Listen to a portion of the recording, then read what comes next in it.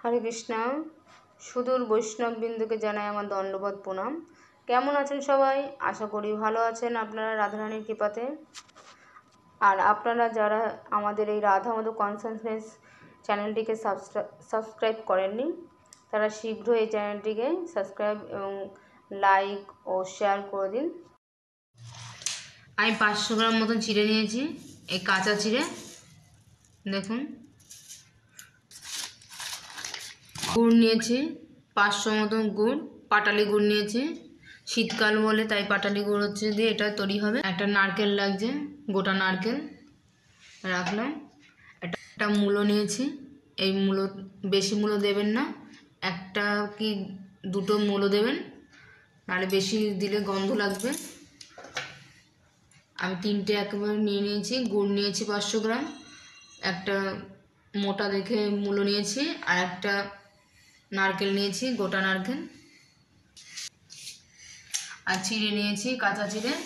এটা আমাকে ভেজে নিতে হবে ভালো করে যাতে পুড়ে না যায়। তাহলে সব কিছু দেখিয়ে নিলাম। আজকে রেসিপির নাম হলো মূলো দিয়ে চিড়ে। অনেকে বলে মূলোর মুঠো, আমরা আজকে তৈরি করে দেখাবো মূলোর মুঠো।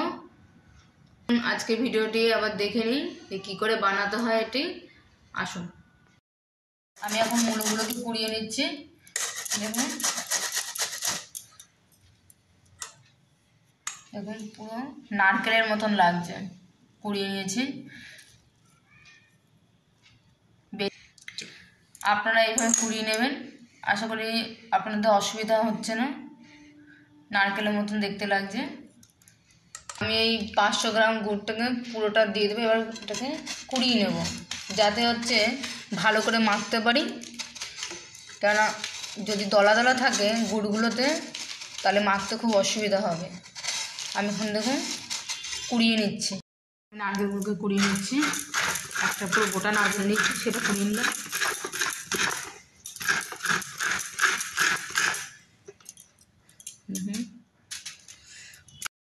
এখন আমি চিড়েগুলো ভেজে নিচ্ছি,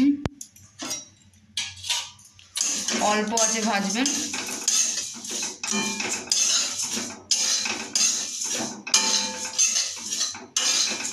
বারবার নাড়তে হবে, নাহলে কিন্তু চিড়েগুলোকে বারবার নাড়তে হবে, নাহলে পুড়ে যাবে।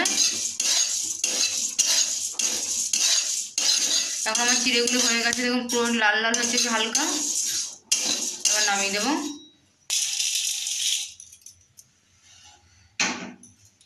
আমার ভাজা হয়ে গেছে।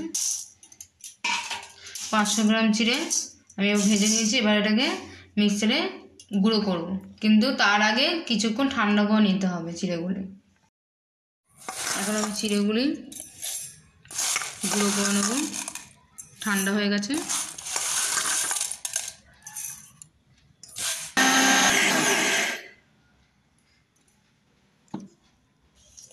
আমার চিড়েগুলো গুঁড়ো হয়ে গেছে, পুরো ছাতুর মতো গুঁড়ো হয়ে গেছে। পাত্রে আমি এটাকে ঢেলে নেব।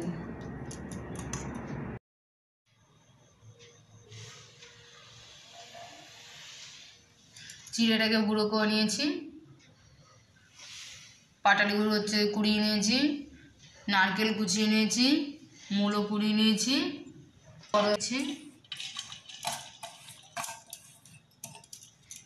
নারকেলের সাথে গুড়গুলো সব দিয়ে দেবো।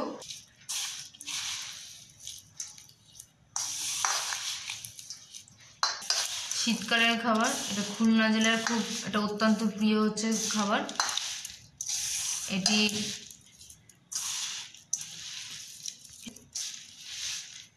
মূলোটা ওঠে বলে এরা মূলো দিয়ে খুব সুন্দর করে মুঠো তৈরি করে।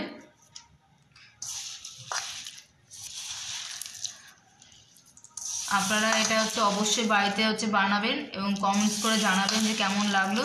আর এটি কিন্তু খুব খেতে সুস্বাদু হয়। এই নারকেল আর গুড়গুলি ভালো করে মাখা হয়ে গেছে। এবার আমি মূলোগুলো নিয়ে নেব।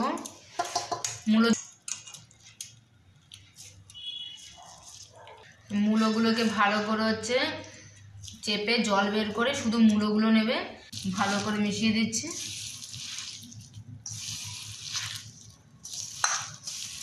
এখন মূলো আর নারকেল এখন বোঝা যাচ্ছে না যে কোনটা মূলো কোনটা নারকেল।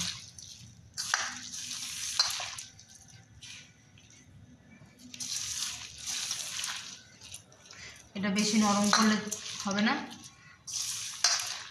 ছাতুর পরিমাপ অনুযায়ী এটি ব্যবহার করতে হবে।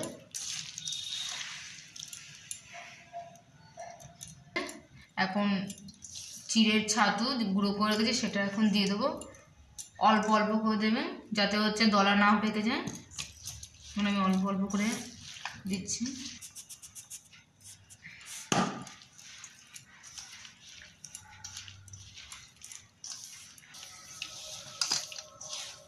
এখন আমি কিন্তু এটাকে ভালো করে হচ্ছে মেখে নিয়েছি, নরম করিনি, খুব একটা শক্তও হয়নি, দেখতে হবে যাতে এটা মুঠো হয়েছে নাকি।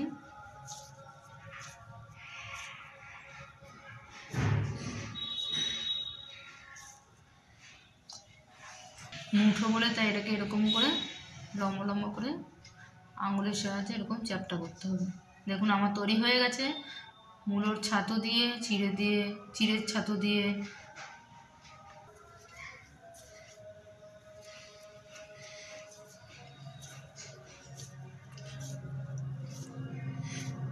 আপনারা এইভাবে বানিয়ে নেবেন বাড়িতে। যদি অন্যভাবেও বানানো কেউ বানায় তাহলে আপনারা হচ্ছে অবশ্যই কমেন্টস করে জানাবেন। সব কমপ্লিট হয়ে গেছে, দেখুন লাস্টটুকু আপনাদের দেখাচ্ছি। কাজু দিয়ে এটাকে সুন্দর করে সাজিয়ে দিয়েছি।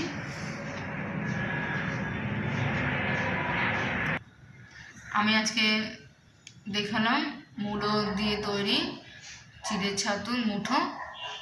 এই ভিডিওটি আপনাদের ভালো লাগলে আপনারা শেয়ার করবেন, কমেন্টস করবেন, লাইক এবং সাবস্ক্রাইব করতে ভুলবেন না।